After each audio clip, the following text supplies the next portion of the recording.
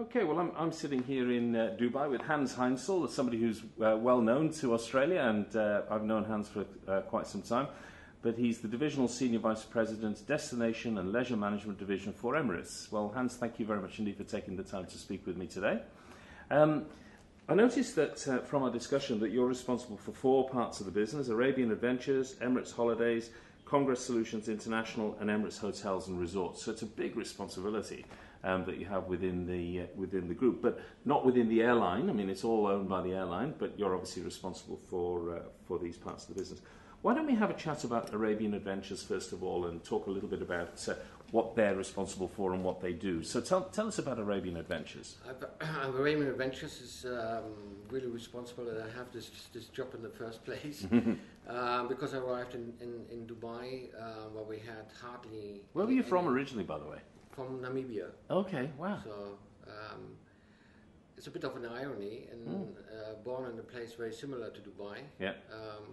Ocean and desert. Yes, absolutely. So, so I arrived very early in the early 90s in Dubai with very little tourism. I was told by our chairman, His Highness Sheikh Ahmed, about the plans for Dubai and for the airline. So I knew it could be professionally very interesting. But you had to overcome some obstacles and obviously try to get the bigger picture. And little did I know at that time of the Dubai spirit. Yeah.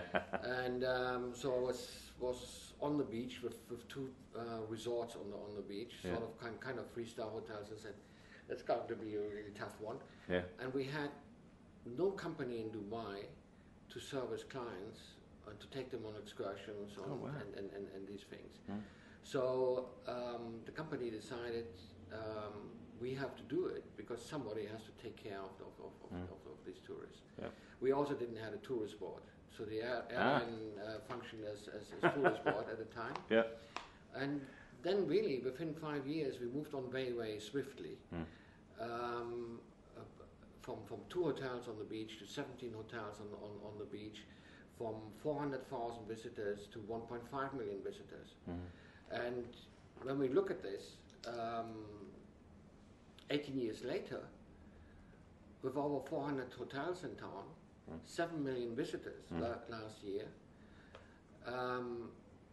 36,000 hotel rooms, which will, by the way, increase to 95,000 by 2010.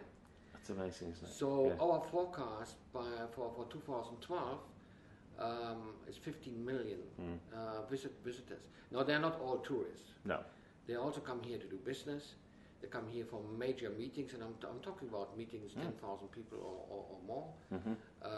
We had functions here, and the IMF World Bank meeting, for example, with 16,000 people. We are the exhibition center for the Gulf and Middle East. We have major international sports events here with the top people in their sports, if it's tennis or rugby or golf. And that's very interesting for the markets around us. Sure. And I think people are always a bit shocked when they say, what is your market? Are this all Europeans or Australians or where are they coming from? In the first place, our markets are 4 hours flight away from Dubai. Okay. And we're talking 2.5 billion people. So 4.5 hours flying time is 2.5 billion people. Wow. Okay. That's the potential. Right now, when you look at the 7 million visitors, it's fairly 1/3 from the Gulf and Middle East markets, 1/3 from Asia, and 1/3 from Europe and other markets. So we are also not under pressure as some other destinations who are relying entirely on the American market or on the European market. It's fairly balanced out. So we're talking about Arabian Adventures, and what they do. So what you're saying is as well, they handle a lot more than just taking people on tours, which is very important, but also the whole experience and helping people learn and discover, and collections from the airports and so on. Yeah. And obviously, we know the place well. So depending what you like to do, we can give you very useful information, where to shop, what to see on the heritage side. So Dubai is not all just about tall buildings. Where to dine, for example, and in general what is going on in town. So it's knowledge. They're knowledgeable people, and they can be contacted any time, basically during 24 hours, and that's our major involvement as a partner.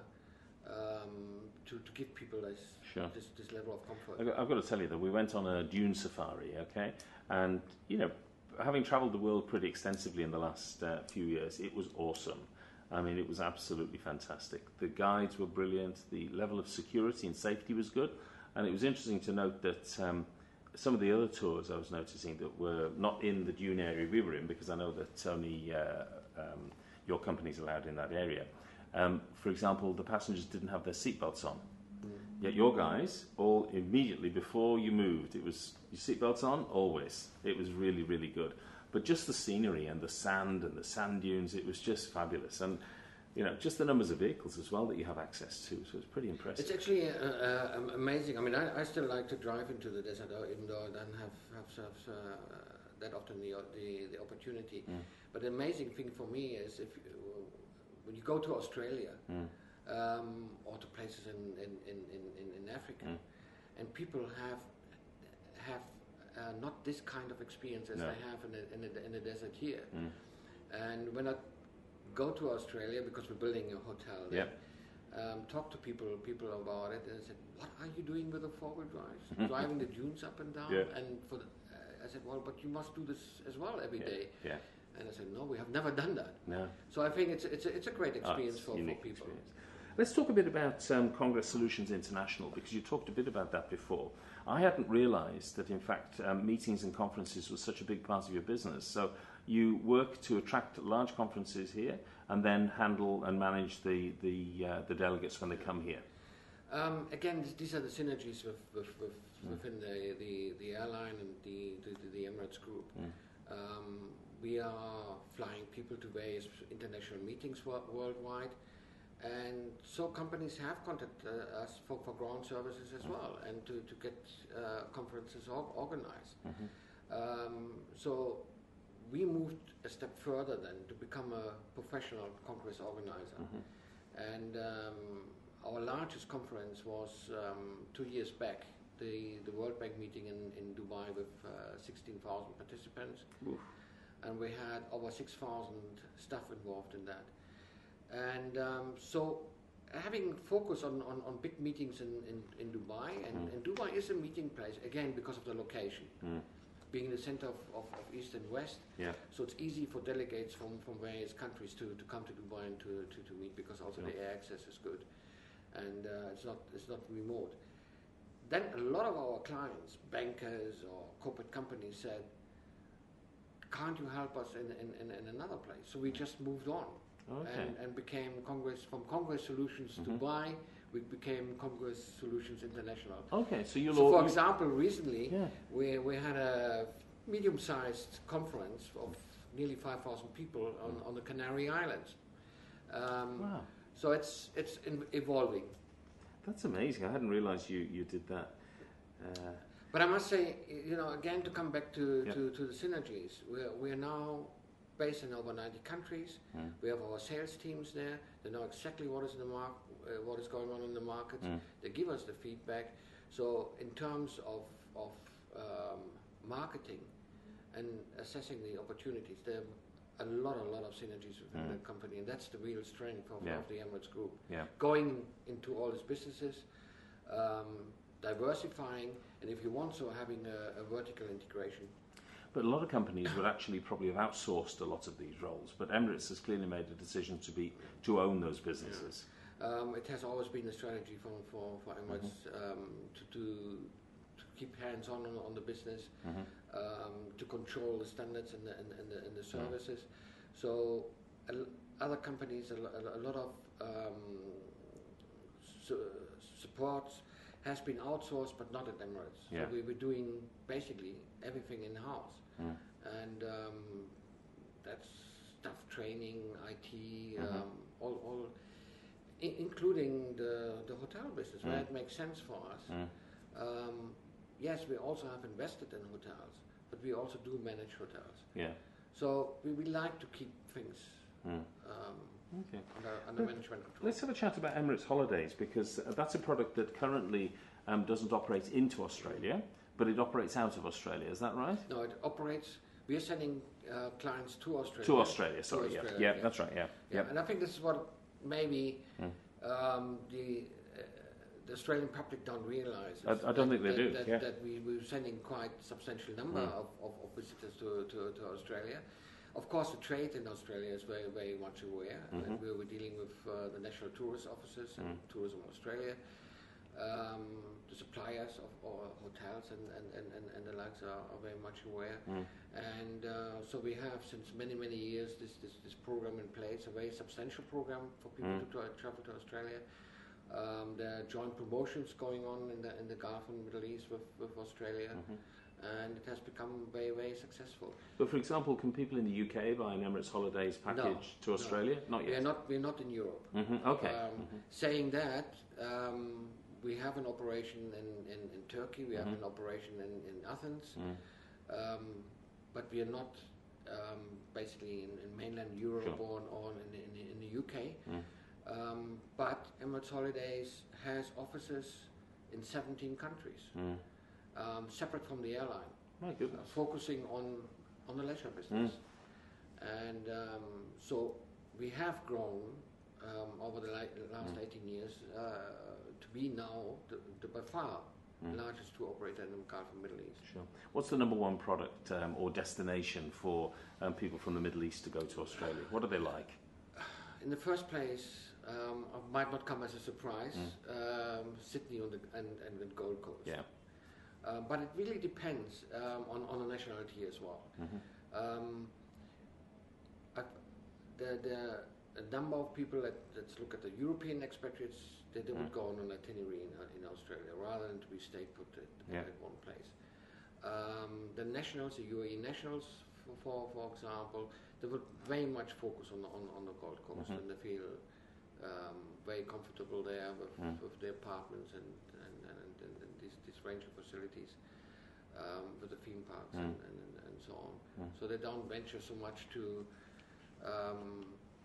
the outback or other places in Australia. So following Sydney and the Gold Coast, it is Cairns. Yeah. But it's and the other thing is, I mean, I think a lot of people would automatically think that Emirates and the Middle East and so on, it's all going to be sort of just wealthy people, but there's all sorts of people, aren't there? Because as you said, you've got the expats, you've got all sorts of nationalities living and working here who want to discover different parts of the world and so on. Coming to Emirates Hotels and Resorts, and I know we're going to have a chat with Tony Williams, who's probably will talk more operationally with Tony, but the strategy, I mean, all this, the ownership of different parts of the business. Tell me the vision behind Emirates Hotels and Resorts as well. When you look at our portfolio now, it's quite a mixed bag of things. We have small hotels, boutique hotels, sanctuary resorts. We have very large hotels and very big projects coming up. The large projects are mainly focused on Dubai because of the volume and the need for the airline. To simplify all that, where we really want to grow is the niche market with our sanctuary resorts. These are luxurious hotels supporting conservation work in a professional manner. That includes our project in the Blue Mountains, the Vulcan Resort and Vulcan Valley, Spa. So, secondly, people have always the expectation, because they know how ambitious Emirates is, the growth of the airline. They assume we have an agenda for the hotels as well. And I'm always telling them, we're not Hilton or Hyatt or Sheraton. We have no plans to go out and say we will have 100 or 200 or 500 hotels. And I think it's also important to remember that we are owning the hotels. We're not just management. And on the current hotel projects, we have a budget of close to $2 billion right now. Wow. So we want to complete these projects before we look at anything new. Absolutely. And you mentioned Wolgan Valley. How's it all going at Wolgan Valley at the moment? It's going very well, except for the last couple of weeks or 2 months when we had very heavy rain. Yeah. We had freezing temperatures, but we're moving on. We are still confident to open in September 2009. I'm sure, yeah. And it's exciting. I'm always trying to find an excuse to go there. It's funny that I've noticed you're in Australia quite often, yeah. Tell me, you've also opened a hotel in the Seychelles as well recently. We are in the process to build a hotel. You're building a hotel, sorry. Hotel. It's a very large project. It's a mainstream beach resort hotel, and again a sanctuary resorts linked to conservation. Excellent. And plans in Dubai? Are you allowed to say what you're doing in Dubai? We just opened a service department hotel at the Dubai Marina. We are in the process to open a second service department hotel. And we are right now building a very, very large city hotel with 1,200 rooms. Excellent.